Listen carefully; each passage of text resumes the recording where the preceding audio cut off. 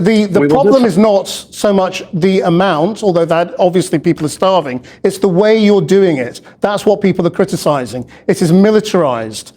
You know, you've got barbed wire or razor wire. You've got armed guards who end up shooting at people, and you've got the IDF nearby who are definitely shooting at people and killing them.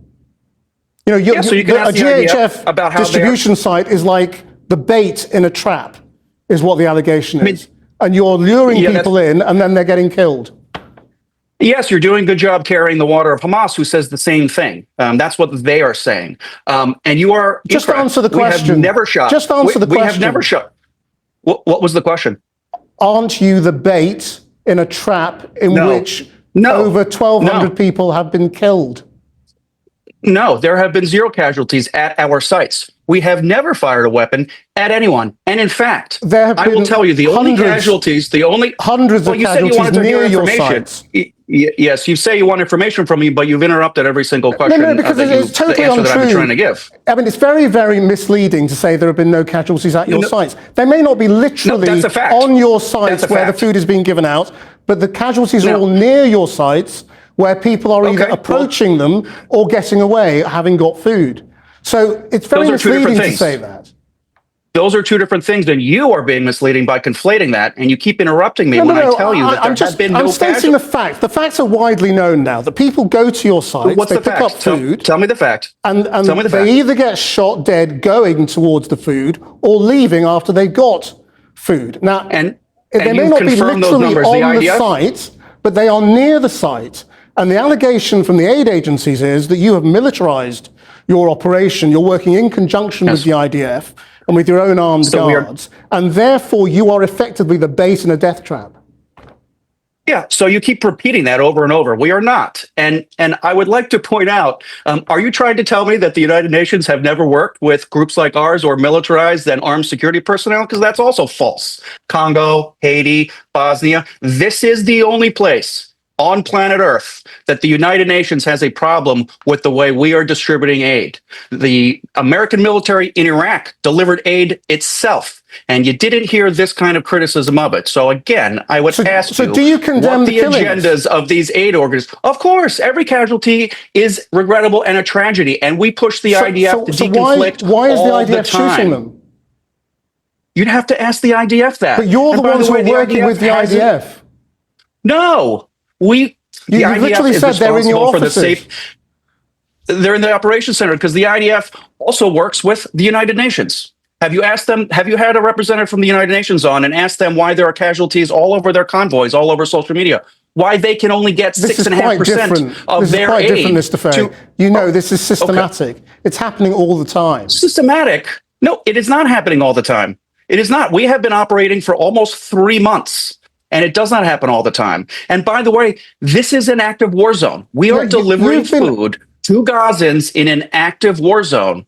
And if you look at social media, you can see the videos of our distributions where there are no deaths happening. And then you can look at the UN aid convoys where people are swarming, people are getting run over, and armed men are riding it through Gaza City, having diverted it while people starve. Yeah, before there is the nothing blockade, humanitarian. People were not being shot near aid sites.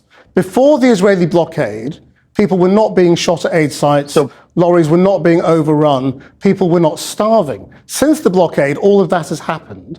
You've taken over the operation and the distribution of aid to a massively inadequate degree, which is why people are starving. That's also not true. And now people are getting shot. Well, it is true. We were never meant to replace the UN. The UN is operating. The UN was stopped by Israel, and lots of the agencies have been stopped.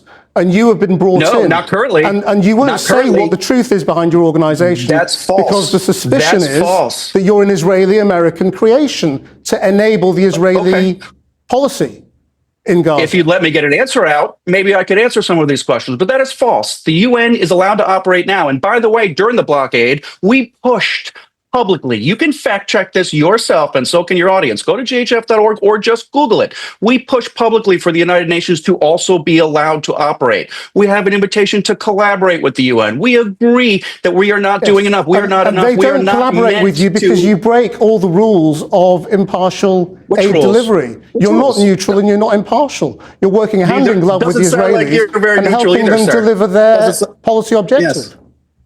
Doesn't sound like you're very neutral either. You're doing a very good job communicating Hamas disinformation to me and asking these questions over and over. I have told you there are no casualties at our side. You can make personal attacks on journalists who ask awkward questions. It's fine. The facts are clear for everybody. More than 1,200 people are dead trying to access the aid that you're giving out. Your operation is not working. Those casualties are not confirmed. All say that you're getting it wrong. I'm not denying that there are casualties. I'm not denying those casualties. These are experts that refuse medical aid to Gazans.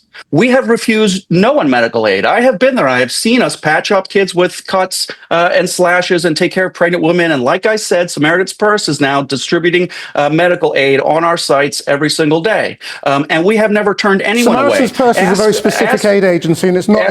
It's an American agency that's involved with religious groups in America. It's quite different to a lot of the international agencies. So you would have them stop to No. I'm just saying that they are a specific type of agency. They're very important in places like Sudan. I've seen them on the ground. But the not fact important is here. that Not important in Gaza. Why are they not important in Gaza? Oxfam, the UN, Médecins Sans Frontières, all of those people are deeply critical of what you're doing, and you're not taking it on board. Yes, you're bringing up agencies who have literally publicly refused and let people die in the courtyard of a hospital. No one has died on our sites. We administer aid and food, and we have not turned anyone away. And we've delivered 120 million meals They're being to the shot people. Dead. Some of those casualties, again, are from the Gaza Ministry of Health, a Hamas agency.